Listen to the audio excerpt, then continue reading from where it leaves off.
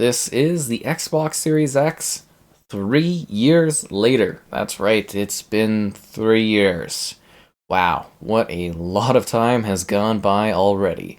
Be sure to like the video, subscribing is great as well.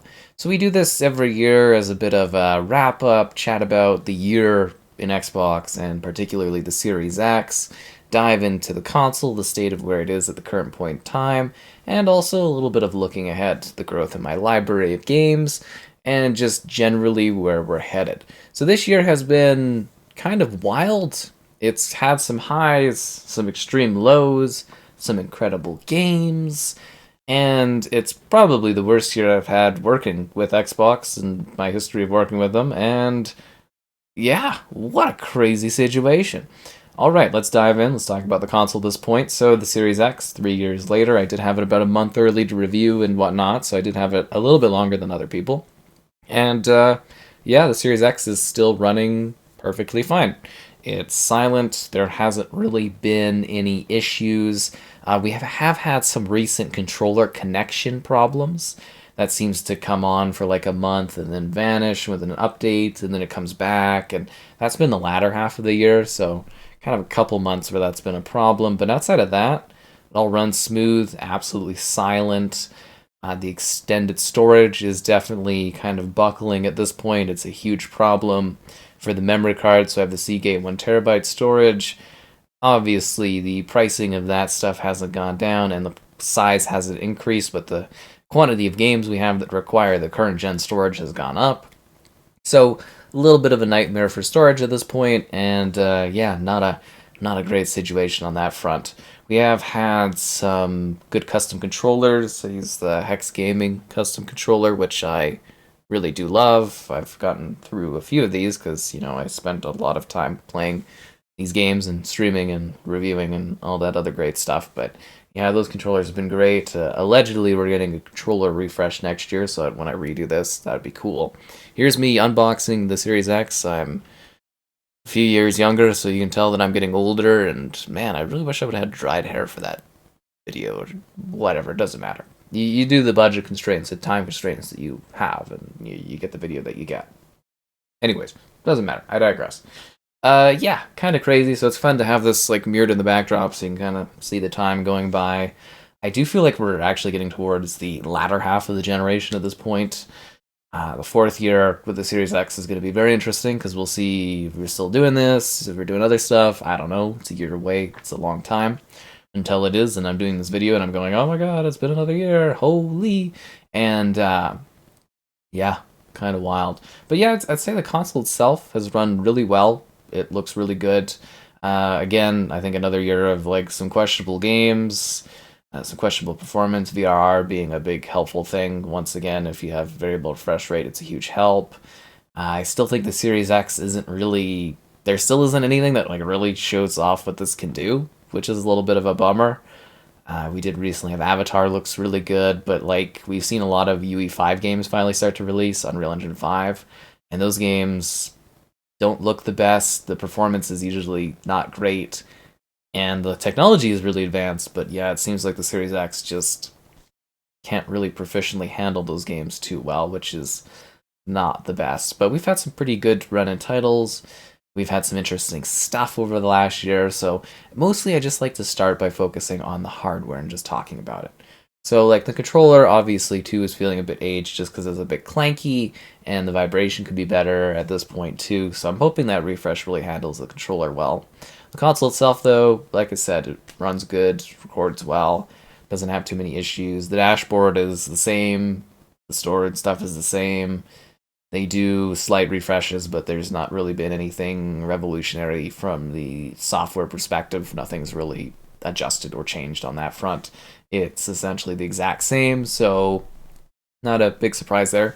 So I guess overall it just kind of is about the same as where we were a year ago, but we do have some big titles that did come out. Obviously, we started the year with Age of Empires 2, which was really, really great on console. Loved it, played really well, was a great configuration, did really well on the channel too, which was awesome. And then we had GoldenEye, which was a really good nostalgia trip and just a really nice title. I mean, I don't think it was really using or taking full advantage of the Series X by any means, but It was upgraded. The lack of multiplayer on there, like online multiplayer, was a big bummer. And then after that, we had Hi-Fi Rush Shadow Drop from Bethesda. So that was really good. That was a great game. A lot of fun, great beats. And remember, there's Game Pass. We'll talk about Game Pass a little bit afterwards too. We'll get on to that. We got a lot to go over. We got a lot to chat about. So yeah, and then we had Redfall, which was terrible. I didn't get it early, so that was from Bethesda. Xbox was supposed to provide that, and they were confused, and then I got it from Bethesda like at launch, and it was a nightmare. I think I gave that game like a 2 out of 10. It sucked. It was terrible. Ran badly, bad bugs, bad issues. Horrible, horrible game. Just an awful situation. I hated Redfall. That was a bit of a negative mark for sure. Then we got to the summer, and I was supposed to get the Starfield controller and headset sent to me. Xbox asked if I wanted it, and then they never sent that. Then there was an interview we were supposed to do, and they never sent those questions to headquarters. Then there were some communication issues and some other problems. They axed the affiliate program, so we're not doing that anymore. So thanks, Microsoft. And yeah, bad communication from Xbox on my end. Like seriously, it was pretty terrible. And then Starfield 2. Didn't get Starfield early to review, which was terrible because that was like the whole point of all the work I was doing covering the Xbox brand since the launch was to cover Starfield. And I got it at like I guess the early access point, but the same as everyone else. I didn't get it early. Lots of others did. I was just like, oh, okay, well, I see how that is. So that was kind of a big breaking point too for covering Xbox stuff. They sent me the Xbox Series X wrap. Yeah, I forgot that. We have wraps for the consoles. They released a few of them, and then I think we've all forgotten about them already. I don't really see anybody talking about it. Occasionally, like I've had one person mention they got it and they liked it, but yeah, there was the wraps for the Series X, which are I don't know, kind of silly in my opinion, but you know, people like them for that price. It's like okay, they're pretty nicely put together, so that's cool. And oh, we had Quake 2 remastered just before the release of Starfield, and Age of Empires 4 kind of shadow dropped too, so I didn't get to check that one out early as well, which was another bummer considering how well Age of Empires 2 coverage did at the beginning of the year. Felt like a bit of a slight from Xbox. Yeah. Trying to think if they released any other games. Forza came out, and that was good, but you know, I kind of just moved on really quickly from that one. And yeah, was that basically the whole year from the first party Xbox stuff? Kind of mostly Bethesda carrying them because Xbox acts like Bethesda's its own thing still. And yeah, it was basically just Bethesda. Like the Xbox first party stuff was a bunch of old nostalgia games, and then yeah, so the first party from Xbox they did technically, if you don't include Bethesda, they did Age of Empires 2, Age of Empires 4, and Forza, and that was it. So kind of a bit of a bummer year. Good thing they got Bethesda, otherwise they'd have like nothing, absolutely nothing. But yeah, Starfield I really liked. I really did enjoy and love playing Starfield, despite you know making jokes about it being Crashfield and stuff. I don't know if that even fully showed off what the Series X can do. It looked wondrous, but yeah, I don't know. I don't think even the response from the community was as thrilled with it as I was. So that's intriguing. Then they did get Activision Blizzard. They finally bought Activision Blizzard. That was a long, multi-year journey, basically. Well, I don't know, felt like it for sure. It was a long time. So they did get that. We haven't gotten any benefits from Activision Blizzard yet. So next year will probably be, if we do this video again, we'll be talking about all the Activision Blizzard games coming to Game Pass, all the extra games coming out, like the new COD and everything being like kind of first party, but being Bethesda. So we'll kind of treat them like that. We'll talk about that next year. And yeah, that was kind of the games. Game Pass continued to expand. It finally had some day one releases that were good. Had some pretty good titles come to it. I think again, Game Pass has become the absolute essential ownership part of an Xbox. Is like literally like what is the point of an Xbox without Game Pass at this point? And that's interesting because it's less about like buying the console to like play the games. It's more about buying the console to get a subscription, which is an interesting thing that I kind of thought of not too long ago, and I was like, oh, that's an interesting revelation that I came to. But I would say like the console itself, it's great, runs well. You know, games look pretty good. Some of them UE5 seem to be pretty challenging. And I guess we should jump over and take a look at my library now, I suppose. Alright, so this is my library of games. I'm up to 3792 at the current point, just before the end of the year. I don't think I'll be getting any more, or too many more. Last year we had about 1,000 less, and then own games is 3514. So yeah, I added a good, I think about 1,000 games, and that was very much through the Xbox or ID at Xbox program. So Xbox did, aside from getting codes from companies and stuff, they did provide the ID at Xbox program. I got back into that list, so that's where they give you a weekly selection of games that you can dive into, which has been honestly the most helpful thing I think Xbox has really provided this gen to me is the ID at Xbox list. It allows me to showcase a bunch of indie games, a bunch of titles that I wouldn't have otherwise really had access to. I actually got Baldur's Gate 3 through that. Evil Nun, The Broken Mist, obviously, huge classic. But, it's actually been a really, really good way for me to get access to these titles. I think I even got Warhammer through that one, Realms of Ruin. It's kind of, it is important. It sounds silly, but, getting access to the ID at Xbox titles, it just makes my work a lot easier.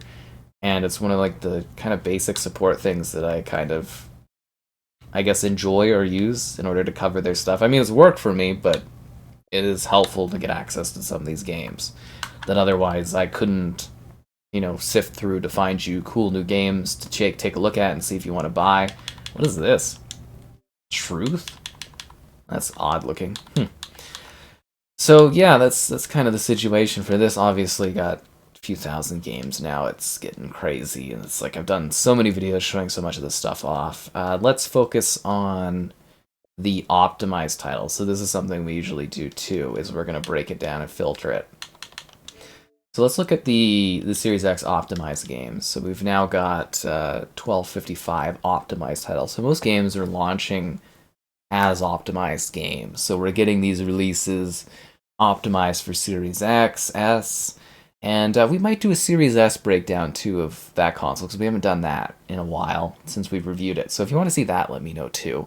But yeah, let's take a look here. So for this year, we're gonna highlight some big games, and I was like, oh wow, Series XS. This is really good for this. Now 1300, I think, is a huge upgrade over the previous year. We're finally, like I said, starting to see titles embrace this.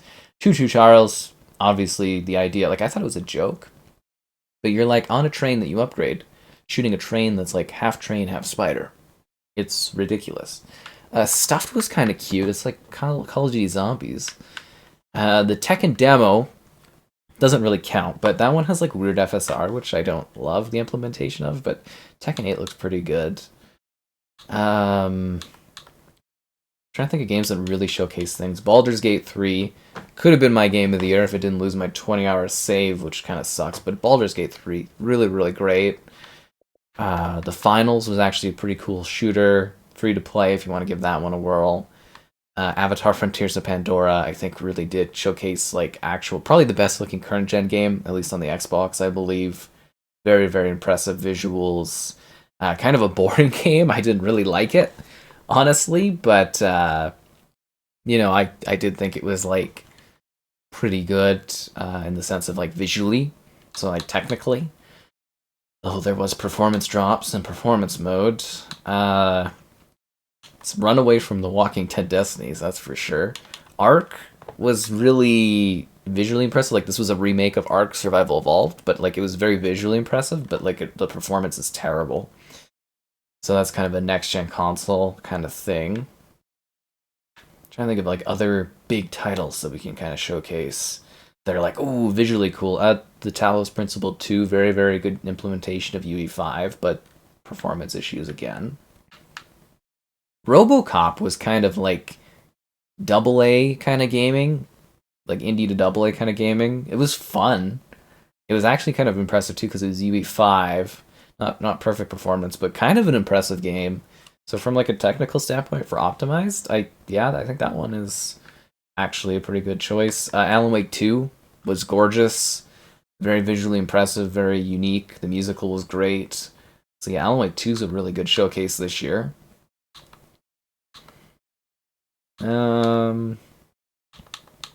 Skull Island: Rise of Kong. Terrible game. Don't play that one, it's terrible. Hot Wheels Unleashed 2 was really visually quite good. That one's gorgeous. It's actually like a really, really great racing game, just like its first game. See what else we got here. We finally got Dark Tide, but I thought that one would be a little performant better. Forza obviously was a good technical showcase. I think it was about expectations for visuals and stuff like that. And yeah, Forza's always a great option. Assassin's Creed, I don't like it. I liked Assassin's Creed; it was a lot of fun, but I don't know if from a technical standpoint it was anything too mind blowing in that regard. See what else we got here. Some more games. Crew Motorfest was basically just like Horizon, like Forza Horizon. Starfield, obviously, I thought was really quite beautiful and neat, but like, like I said, there's a lot of technical problems, crashes, and stuff like that.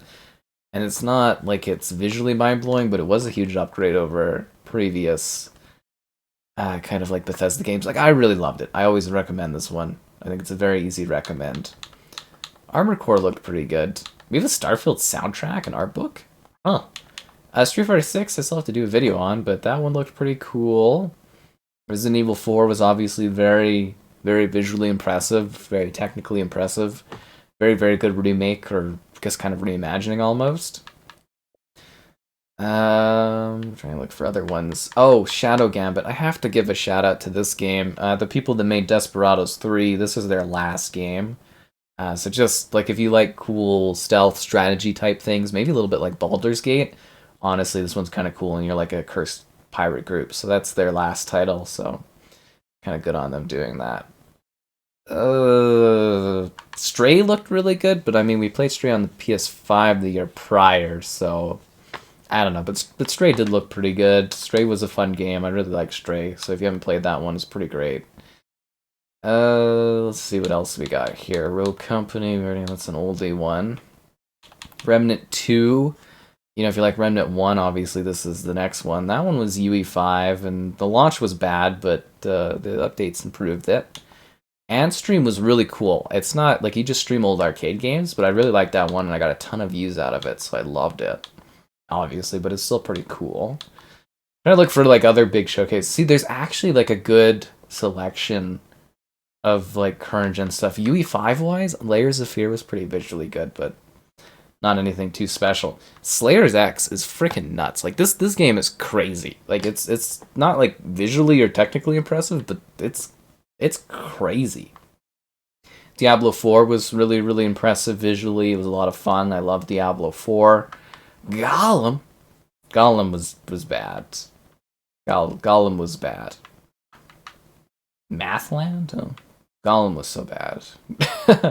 Redfall was terrible. Yeah, Redfall was terrible. Age of Wonders 4 is kind of cool if you like Civilization. I don't know if it's like a huge technical achievement for Series Access, but kind of neat. Warmongrel? Did I do a video on that one? I don't know. Jedi Survivor was kind of visually impressive, but it didn't run very great. But yeah, that was fun at the beginning of the year. Dead Island 2, I wasn't blown away by, but the destruction of like the zombies. I think of the name now, the deconstruction. The deformation technology for zombies was incredible. Absolutely amazing. X Defiant never released, so that's kind of funny. Oh, we got Ghostwire Tokyo as well, was the first party Xbox, well, Bethesda game, I guess. And so was Minecraft Legends. Yeah, okay, that was from Xbox's game studios. Okay. See, you forget some stuff throughout the year. I liked Minecraft Legends. That was basically like Age of Empires, but for kids. Yeah, that one was kind of cool, but I don't think it like really took off fully. I loved Ghostwire Tokyo, but I played that on PS5 the year prior. But that one's actually pretty visually impressive. It's got some performance issues, but that one's really, really cool. It's like Rain, the video game. See, this is why we do this list and we go through all the games, right? So we don't forget anything. Can't believe I forgot this. That's totally on me, though. Oh, The Outer Worlds. That one didn't launch in the best of states either. That was an upgraded version to The Outer Worlds. I don't think it counts, though, because it's like kind of a third-party published sort of thing. And then we're getting to like the beginning. Oh, Atomic Heart was a huge letdown. Huge letdown. Hogwarts Legacy was a very good technical showcase. It had a lot of... It was still kind of cross-genny, but it had some really good like visual feats and modes for the Series XS version, so that one's a good shout out to that. We never did get to Deliver Us Mars. Dead Space Remake looked incredible. Very, very good. It's more like reimagining, but very, very good. Age of Empires 2, like I said, very, very well done. Wanted Dead, I kind of liked, but had issues. We talked about Hi-Fi Rush already. It's not necessarily like a technical showcase, but it's a lot of fun. And I think that is the year. Yeah, that's about the cutoff, right? Like I think this stuff was this stuff was last year. Okay, so there we go. So we talked about that. We talked about the games of the year. So let's go and let's do a bit of a wrap up chat. So the Series XS, well, focusing on Xbox Series X. Let's be real here. That's the focus for this video.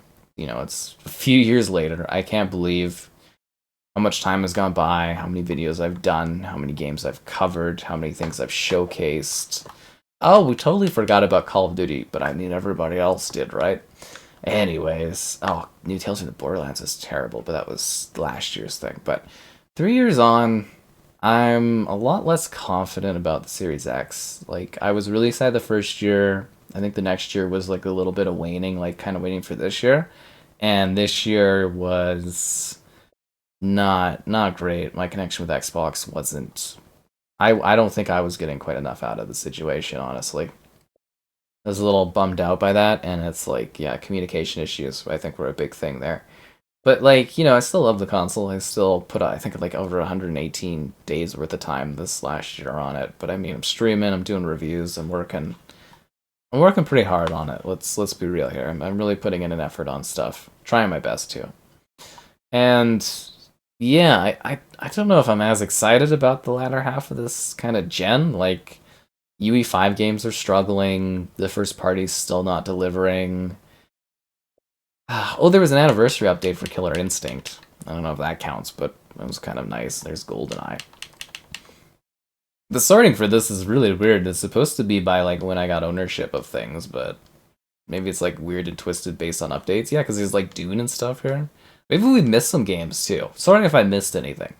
It's not my fault. It's supposed to be like organized by like when I got stuff, but I think some stuff's out of order.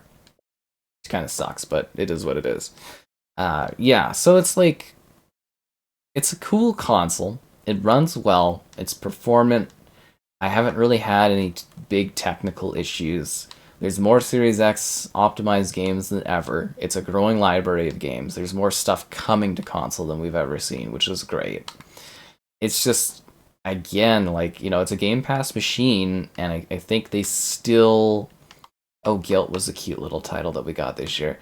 I still think they need to, like, push it to that next level. I think they need to start delivering on their first party more than ever.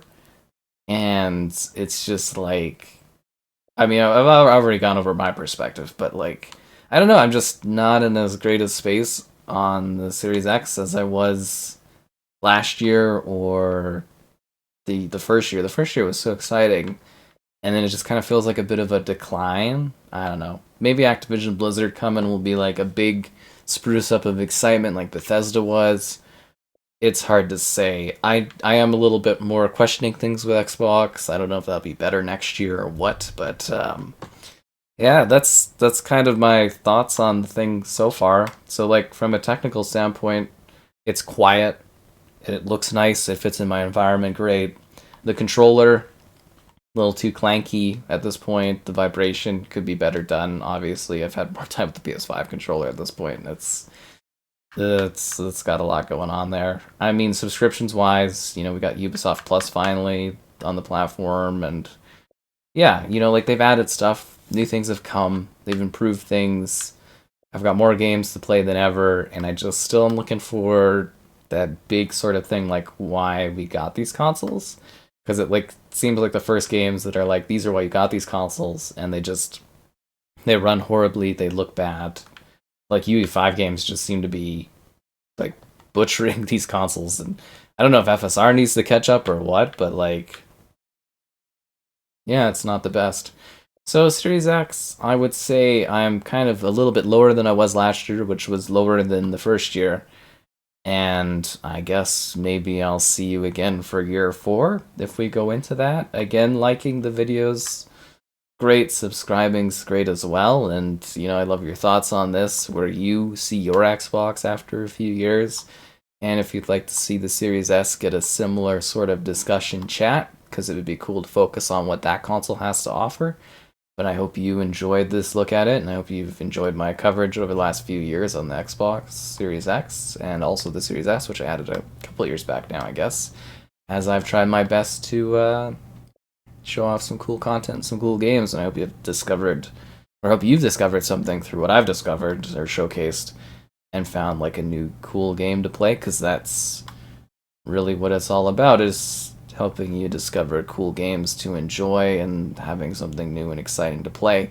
So I'll see you for year 4, hopefully, and yeah, happy gaming.